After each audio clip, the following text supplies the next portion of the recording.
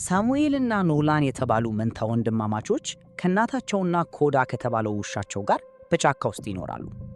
እናታቸው ክፉ መንፈስ ዓለምንና ስልጣኔን እንዳጠፋ እነሱም በዚህ ቤት ውስጥ የተሸሸጉት ለዚያ እንደሆነ አስተምራቸዋለች። ቤቱን ለመጠበቅ በእንጨቱ ላይ የተቀረጹ ምልክቶች ሩንስ ያሉ ሲሆን በየቀኑም ክፉውን መንፈስ ለማራቅ አብረው ይጸልያሉ። ክፉ መንፈስ ከነካቸው መጥፎ ነገር እንዲያደርጉ ሊያደርጋቸው እንደሚችል ታስጠነቅቃቸዋለች። ልጆቹ ክፉውን መንፈስ ማየት አይችሉም። እናታቸው ብቻ ናት የምታየው፣ ግን እሷ የምትለውን ሁሉ ያምናሉ። በአንድ ጠዋት በጫካ ውስጥ ያለ አጽም በድንገት ተንቀሳቅሶ ሲጮህ እናት በሕልሟ ታያለች። ይህ ቅዠት በድንጋጤ እንድትነቃ ያደርጋታል። ካልጋዋ ተነስታ አጭር ጸሎት ካደረገች በኋላ ወደ ውስጥ ትወጣለች። ሳሩን ስትነካ በአቅራቢያው የሆነ ነገር ሲያገሳ ትሰማለች።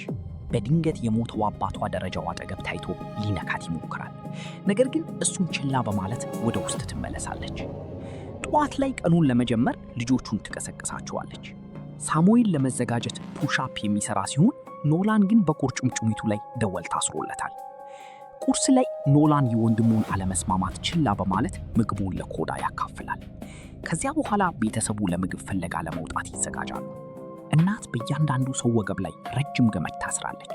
ገመዱም ከክፉ ነገር እንዲጠብቃቸው በጸሎት ይባርኩታል። ለእርዳታ ለመጥራት እንዲችሉ ሁሉም ፊሽካ ይዛሉ። እናታቸውም ዋናዎቹን ሕጎች ታስታውሳቸዋለች።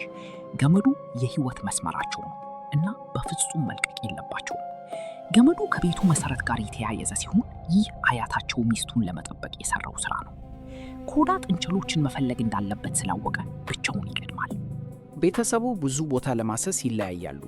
እናት የሞተውን አባቷን መስሎ ልቀቃቸው እያለ የሚንሾሻሹከውን ክፉ መንፈስ ማየቷን ትቀጥላለች፣ ግን ችላ ትለዋለች። የወላጆቿን ፎቶ መሬት ላይ ስታገኝ አንስታ ዛፍ ላይ ትሰቅለዋለች። ሳሙኤል ሽኮኮ አግኝቶ በወንጭፍ ይጥላታል። በተጨማሪም ትሎችን ይለቅማል። አንድ ሙሉ እንቁራሪትም በሕይወት እያለ ይበላል። ኖላን የወፍ ጎጆ ለመፈተሽ ዛፍ ላይ ይወጣል። ነገር ግን በሚያሳዝን ሁኔታ ሁሉም እንቁላሎች ቀድሞ ተፈልፍለዋል። ከዛፉ ሲወርድ መሬት ላይ እንቁላል አይቶ ለመውሰድ ይሮጣል። ነገር ግን ገመዱ አልቆ ያቆመዋል።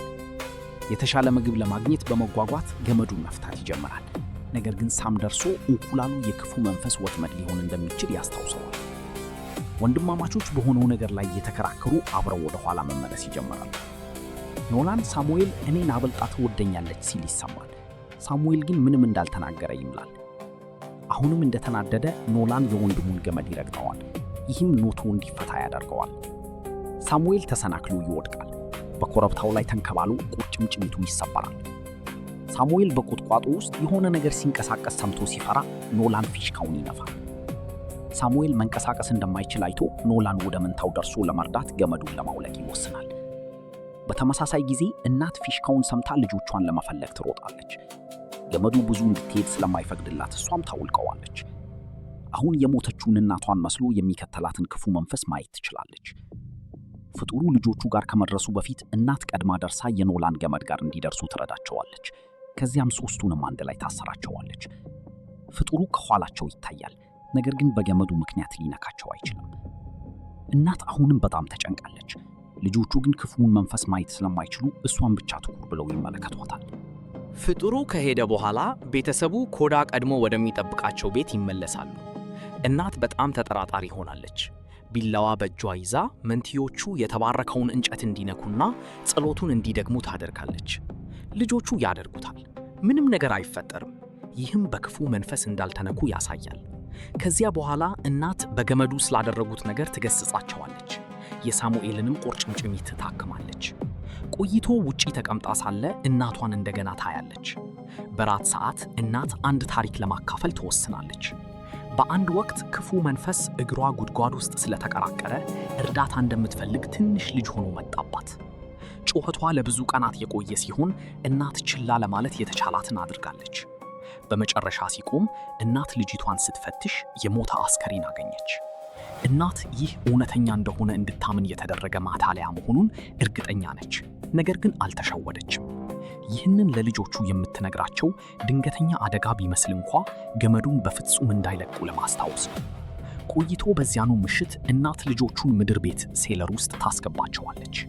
ነፍሳቸውን ለማንጻት እና ጨለማውን እንዴት መቋቋም እንደሚችሉ ለመማር ይህንን ዘወትር ያደርጋሉ። እያንዳንዱ ልጅ እዚያ 1 ሰዓት የሚያሳልፍ ሲሆን ከዚያም ያዩትን ቅዠት ለቤተሰቡ ማካፈል አለባቸው። ከዚያ በኋላ ልጆቹ ለመተኛት ይዘጋጃሉ። ኖላን ግን ግድግዳው ላይ ሌላ አስፈሪ ስዕል ይስላል። ሳሙኤልን ገመዱ ከወደቀ በኋላ ምንም ነገር አይቶ እንደሆነ ይጠይቀዋል። ነገር ግን ሁለቱም አላዩም። ይህም ለኖላን አጠራጣሪ ይሆንበታል።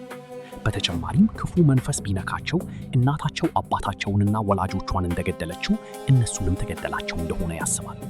ሳሙኤል የኖላን መደምደሚያ አልወደደው። እናታቸው በፍጹም እንደማትዋሻቸው ይናገራል። ይህ በእንዲህ እንዳለ እናት ውጪ እያለች በድንገት አንድ ድምፅ ትሰማለች። የሞተው ባሏ ነው። ክፉ መንፈስ ይህንን መልክ ሲይዝ ይህ የመጀመሪያው ሲሆን ሚስቱ ለወደፊት ምንም እቅድ እንደሌላት እርግጠኛ ስለሆነ ልጆቹን ለማየት ይለምናል። ድምፁ ይበልጥ አስፈሪ የሆነ ቢመጣም ችላ ትለዋለች። ነገር ግን ወደ ውስጥ ስትመለስ በረሃብ እንደሚሞቱ ሲናገር ትንሽ ትቆማለች። በማግስቱ እናትና ኖላን በግሪን ሃውስ ውስጥ ያሉትን እጽዋት ይፈትሻሉ። ነገር ግን አብዛኛዎቹ የሞቱ ወይም የታመሙ ናቸው። በቅርቡ ያጋጠማቸው ከባድ ክረምት እጽዋቱን ስለገደለና እንስሳቱን ስላበረረ ምግብ እጥረት አለ። ኖላን ስለ አሮጌው ዓለም እናትን ጥያቄዎች ይጠይቃል። ምንም የተረፈ ሰው አለመኖሩን እንዴት እርግጠኛ ልትሆን እንደቻለች ያስባል። እናት በጣም ግልጽ ያልሆኑ መልሶችን ትሰጣለች። አሁን ይህ ቤት ብቻ ዓለማቸው እንደሆነ ትናገራለች። ቀናት እያለፉ ሲሄዱ ቤተሰቡ ያከማቹትን ምግብ ሁሉ መመገባቸውን ይቀጥላሉ። ብዙም ሳይቆይ ማለቅ ይጀምራል። ለማካፈል 1 ቲማቲም ብቻ እስከ መቁረጥ ይደርሳሉ። አዲስ ጨረቃ በምትወጣበት ምሽት እናት ልጆቹ አሮጌ ሪከርድ እንዲጫወቱ ትፈቅዳለች። ሁሉም አብረው ይጨፍራሉ። በአንድ ምሽት እናት ገንዳ ውስጥ እያለች ኖላን አጠገቧ ቆመ ታስተውላለች። ስታናገረው አይመልስም። ይህም በህልሙ እየተራመደ ስሊፕ ዎኪንግ መሆኑን ያሳያል። እናት ወደ አልጋው ትመልሰዋለች። ደወሉንም እንደገና በቁርጭምጭሚቱ ላይ ታስረዋለች። እንዴት እንደወደቀ ግን ይገርማታል። በማግስቱ እናት አደን ለማግኘት ተስፋ በማድረግ ብቻዋን በውንጭ ምቀስት ወደ ጫካ ትሄዳለች። በአቅራቢያው የአንድ ወፍ ድምፅ ትሰማለች። ነገር ግን ስትቀርብ ወፏ የኖላንን የበሰበሰ አካል ስትበላ ታገኛለች። ልጁ እሷን ለማየት ዘወር ይላል። እናትም እውነተኛ እንዳልሆነ ራሷን እያስታወሰች ትሸሸጋለች። እንደገና ስትመለከት ወፏ ብቻዋን ናት። ለመተኮስ ትዘጋጃለች። ነገር ግን የኖላን ቅዠት እንደገና ታይቶ ያደነግጣታል። ይህም ተኩሱን እንድትስትና ወፏ እንድትበረር ያደርጋል። እናት በንዴት ትጮኻለች። ለሚቀጥለው ምግብ የዛፍ ቅርፊት ከመልቀም ውጪ ሌላ አማራጭ የላት። በእራት ሰዓት እናት ባሏን በመስኮት ውጭ ታየዋለች። ይህም እቅድ እንደሌላት ያስታውሳታል። በሚቀጥለው ቀን ቤተሰቡ ተጨማሪ ቅርፊት ለመሰብሰብና ሙጫ ለማግኘት አብረው ይሰራሉ። ኖላን ከጀርባው የሆነ ነገር ሲንቀሳቀስ ይሰማዋል፣ ግን ዘወር ሲል ምንም አያይም። በድንገት የሆነ ነገር ገመዱን ይጎትተዋል። ኖላንም በጫካ ውስጥ እየተጎተተ ይወድቃል። በመጨረሻም ገመዱ እባብ የመሰለ ፍጡር ከሚጎትትበት ጉድጓድ ጋር እንደተያዘ ያውቃል። በዚያ ቅጽበት ይነቃል። በህልሙ እየተራመደ እንደነበረም ይገነዘባል። በንዴት ወደ ውስጥ በወሰደችው እናቱ ይገኛል። የተባረከውን እንጨት እያስነካች ጸሎቱን ታስደግመዋለች። ከዚያም ሽንት ቤት ለመሄድ የሚያቀርበውን ልመና ችላ በማለት ምድር ቤት ውስጥ ትለዋለች። ይህም ኖላን ሱሪው ላይ እንዲሸና ያደርገዋል። ኖላን ጨለማው እንደጠፋ እስኪምል ድረስ አታወጣውም። ኖላን ወደ ክፍሉ ከተመለሰ በኋላ ለሳሙኤል ከቤት መውጣት እንዳለባቸው ይነግረዋል። አብረው በመስራት ከክፉ መንፈስ ማምለጥ እንደሚችሉ ያስባል። የሚበላ ነገር ካገኙ በኋላም እናትን ለመውሰድ እንደሚመለሱ ቃል ይገባል። ኖላን እሷ ለነሱ ምን እንደሚበጅ ካሁን በኋላ እንደማታውቅ ያስባል። ሳሙኤል ግን አይሰማምም። ክፍሏ ውስጥ ሆና እናት የንግግሩን ከፊል ትሰማለች። ራሷም ወደ አውሬነት ስትቀይር ይታያታል። በማግስቱ እናት አንድ አሮጌ ሳጥን ታወጣለች። ለልጆቹ የፖላሮይድ ካሜራዋን ታሳያቸዋለች። የቤተሰቡን ፎቶዎች እያሳየች እንዴት እንደሚሰራ ታስረዳቸዋለች። ካሜራው አንድ ፎቶ ብቻ የቀረው ሲሆን እሷም ለልዩ ጊዜ እያስቀመጠችው ነው። ከዚያም ትልቅ ማስታወቂያ ታወጣለች። በህይወት ለመኖር ከፈለጉ ኮዳን ከመብላት ውጭ ሌላ አማራጭ የላቸውም። ለማንኛውም እየሸመገለ ነው። ራሳቸውን መመገብ ካልቻሉ ውሻን መመገብ አይችሉም። ኖላን ወዲያውኑ ይቃወማል፣ ያለቅሳል። ቤተሰብን መግደል እውነተኛው ክፉ ነገር እንደሆነ በመግለጽ ከእናቱ ጋር ይከራከራል። ፍትሐዊ ለማድረግ እናት ሳሙኤል እንዲመርጥ ትጠይቃለች። እሱም ኮዳን ለመብላት ይሰማማል።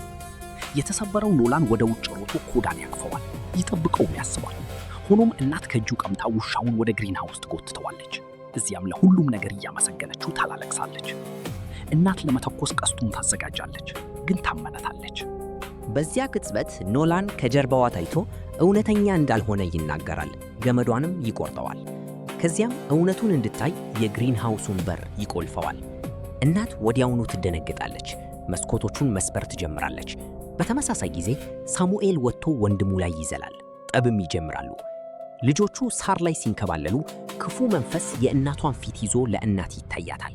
ፍጡሩ እናትን በልጅነቷ ላደረገቻቸው ነገሮች ሁሉ ይወቅሳታል። ልጆቿን እንድትበላ እንደሚያደርጋትም ቃል ይገባል። ይህንን ከእንግዲህ መቋቋም ያቃታት እናት የተሰበረ መስኮት መስታወት አንስታ በልጆቿ ፊት ራሷን ታጠፋለች። ሰልፍ ዲሊትስ። ሳሙኤል በመጨረሻ ኖላንን በመምታት ጠቡን ያሸንፋል። ገመዱን ከእናቱ ጋር ለማሰርም ወደ ግሪን ሃውስ ይሮጣል። እሷን ለመርዳት መጸለይ ይጀምራል፣ ግን ምንም አይሆን። የጥፋተኝነት ስሜት የተሰማው ኖላን የእናቱን ገመድ በሰውነቱ ላይ አስሮ ወደ ቤት ይመለሳል። ሐዘኑን ለመቋቋም አሮጌውን ሪከርድ ይጫወታል። ሳሙኤል ግን ሙሉውን ምሽት የሞተችውን እናቱን እንደታቀፈ ያሳልፋል። ከጥቂት ጊዜ በኋላ ኖላን ኮዳን ይፈልጋል። ነገር ግን ውሻው አሁን ቤተሰቡን ስለፈራ ጫካ ውስጥ ይቆያል። ሳሙኤል በረሃብ ምክንያት ታሟል። ኖላንም ሻይ ያዘጋጅለታል። ሳሙኤል ከክስተቱ በኋላ ከእናቱ ክፍል ያልወጣ ይመስላል። ኖላን ጫካ ውስጥ ሆኖ እናትን ስላላዳናት ሲስቅበት እንዳየ ይናገራል። ኖላን ህልም መሆን አለበት ይለዋል። ነገር ግን ሳሙኤልን ለማረጋጋት እንጨቱን ለመንካትና ጸሎቱን ለማለት ይስማማል። ወንድሙን ለማዳን የቆረጠው ኖላን ገመዱን ይዞ ጫካውን ማሰስ ይጀምራል። ገመዱን በሙሉ ለራሱ ስለያዘው ከጫካው ወጥቶ እውነተኛ መንገድ ለማግኘት የሚያበቃ ርዝመት አለው። ያንን ጠንካራ መሬት በማየቱ ይደነቃል። ለእርዳታም መጮህ ይጀምራል፣ ግን ማንም አይመለስ። ቆይቶ ኖላን ወደ ቤት ሲመለስ ኮል በተባለ ሰው ሲቀርብ ደንግጧል። ሰውየው በአካባቢው እየተጓዘ ሳለ የኖላንን የረሃብ ጩኸት እንደሰማ እና በቦርሳ ውስጥ ምግብ እንዳለው ያስረዳል። በጭነት መኪናው ትራክ ሊወስደው ሲል ሳሙኤል ወጥቶ ኮል ክፉ መንፈስ እንደሆነ ያሰባል። ስለዚህ በቀስቱ ያስፈራራዋል። ኮል ምንም ጉዳት እንደማያደርስ ምሎ ይርቃል። ሳሙኤል ግን ይተኩስበታል። ደም እየፈሰሰው ኮል ወደ ጫካው ይሮጣል። ኖላንም ማታለያ ነው የሚለውን ሳሙኤልን ችላ በማለት ይከተለዋል። የደሙን ጠብታ በመከተል ኮል በስልኩ 911 እየደወለ ያገኘዋል።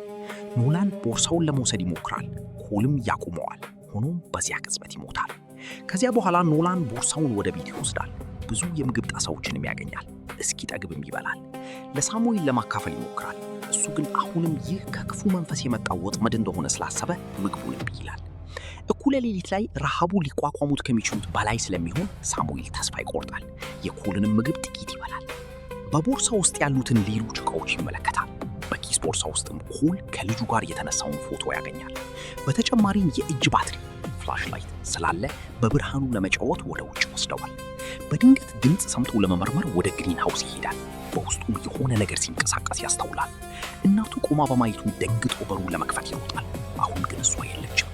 የበሰበሰውንም አካል ማሽተት ይችላል። ከዚያ ሳሙኤል ድምፅ ይሰማል። ከፎቶው ላይ ያለችውን ልጅ ከጀርባው ያገኛታል። ስለ አባቷ ትጠይቃለች። ሳሙኤልም ምንም እንደማያውቅ ያስመስላል። ልጅቷ ግን የአባቷን የእጅ ባትሪ ታውቃለች። ሳሙኤል ስለ ሳተቱ ይቅርታ መጠየቅ ይጀምራል። ልጅቷም ትፈራዋለች። ወደ ጫካውም ትሮጣለች። ወዲያውኑ ይከተላታል። ነገር ግን እሷ በከበብ ስለምትሮጥ ብዙም ሳይቆይ ገመዱ በዛፎች መካከል ይተላለፋል። ወደፊትም መሄድ አይችልም። ልጅቷ ወንድሙ ትክክል እንደነበረ ማረጋገጫ በመሆኗ ሳሙኤል ገመዱን ለማውለቅ ይወስናል። ከዚያም ሳሙኤል መፈለጉን ይቀጥላል። ነገር ግን ልጅቷ ተጨማሪ እጆች ኖሯት ዛፍ ላይ ስትወጣ ሲያይ ይደነግጣል። ይህም ልጅቷ ክፉ መንፈስ መሆኗን ያሳያል። በዛፎቹ ጫፍ ላይ በመንቀሳቀስ ልጅቷ በተጠማዘዘ አካል እና እጁን በሚነካ ረጅም ምላስ ከሳሙኤል ጀርባ ትታያለች። ምላሱ ተሰብሮ በሳሙኤል እጅጌ ስር ይገባል። ወደፊቱም በመሄድ በአፉ በኩል ወደ ሰውነቱ ይገባል።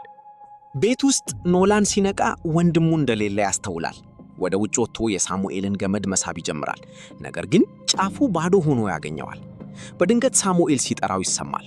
ኖላንም ለመመርመር ይሮጣል። ሳሙኤል ግን ከጀርባው ታይቶ ገመዱን ይቆርጠዋል። በዚያ ቅጽበት የኮል መኪና መብራቶች ይበራሉ። ኖላንም የሳሙኤልን ፊት የያዘውን ክፉ መንፈስ ያያል። ወዲያውኑም ወደ ቤት ይሮጣል።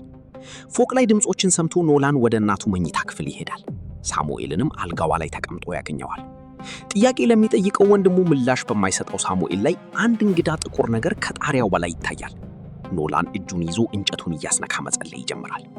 ይህ ሳሙኤል መጮህ እንዲጀምርና ቢላዋ እንዲያወጣ ያደርገዋል። እሱንም መንታውን ለማጥቃት ይጠቀምበታል። ኖላን ጥቃቶቹን በፍጥነት ያመልጣል።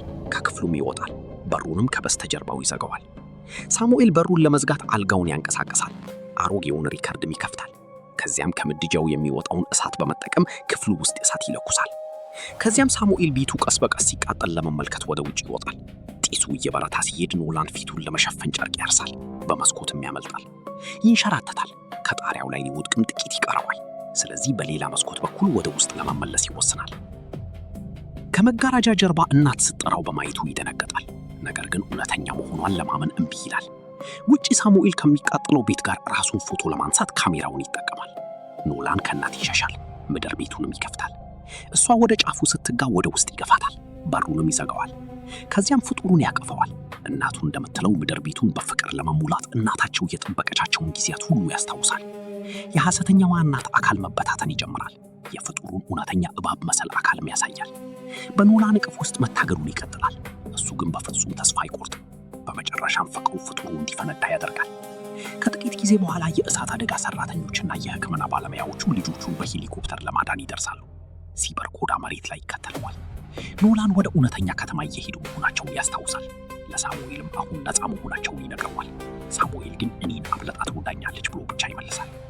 ቤት ውስጥ የመጨረሻው ፎቶ በሳሙኤል ትከሻ ላይ ያለ እጅ ያሳያል።